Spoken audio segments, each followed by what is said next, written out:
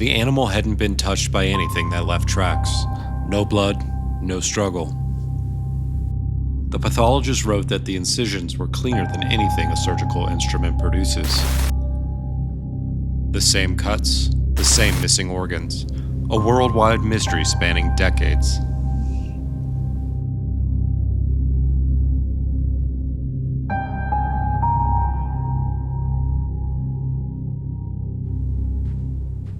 This has been reported on 6 continents.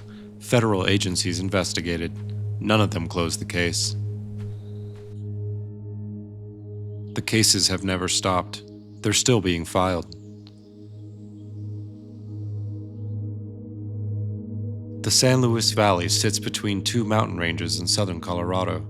It is flat and vast, and for most of the year, fairly quiet. In September 1967, a rancher named Harry King went out to find his sister's horse. She had been missing for 2 days. Lady was a 3-year-old Appaloosa. She was found approximately a quarter mile from the ranch house. Lady's neck had been stripped of flesh from the shoulder to the base of the skull. The bone was completely clean. The county vet was called, then a pathologist, then an investigator from the Air Force.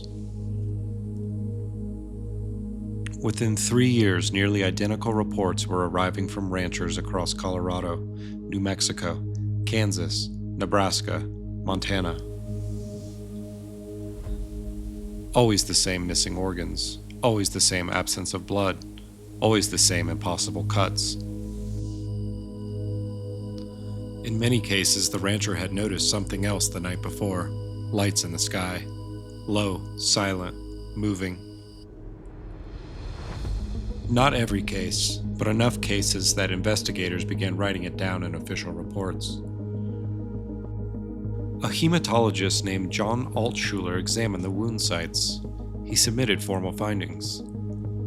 The incision edges were smooth in a way that no scalpel achieves. The tissue beneath showed evidence of intense, localized heat. The same findings appeared in case after case, across states, across decades, different animals, same results.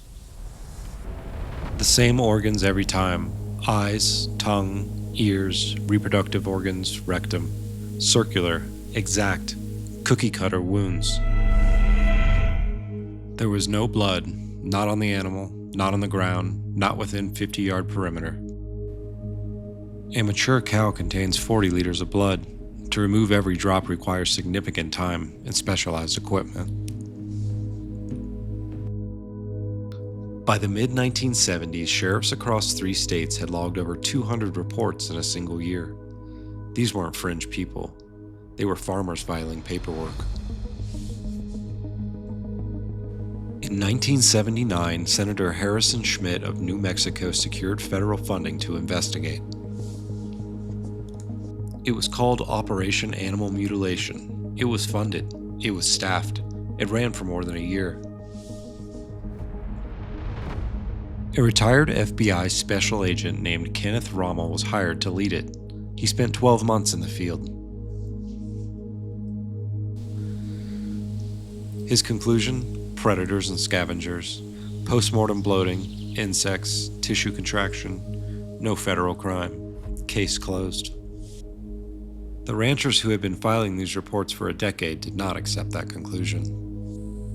Several vets filed formal disagreements. Lou Girodo, chief investigator in Trinidad, Colorado, had personally examined 15 carcasses.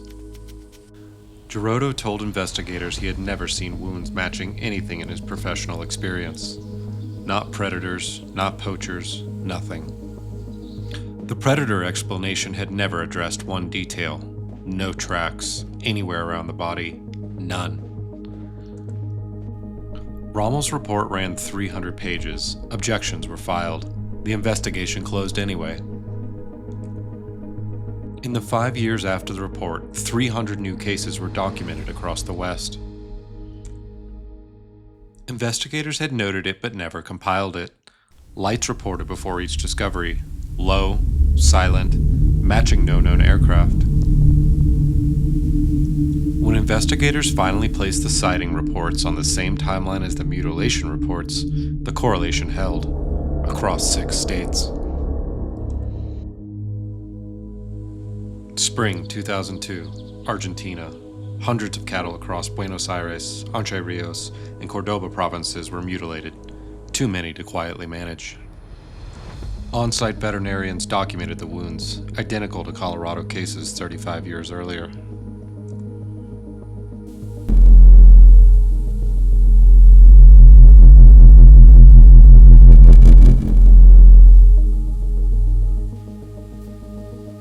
Argentina's Food Safety Agency investigated. Their findings added nothing. The cases remained unexplained. Witnesses describe what Colorado ranchers had seen 30 years before. Lights, moving slowly, silent, gone by the dawn. UK farmers in Wales, Yorkshire, and Scotland had filed identical reports since the 1980s. The Ministry of Agriculture investigated. The reports were never made public. Cases in Brazil, Australia, Canada, Uruguay. The same organ removal patterns across 12 time zones. Journalist Linda Moulton Howe interviewed investigators across 4 states. Her 1979 documentary, A Strange Harvest, first mapped it globally.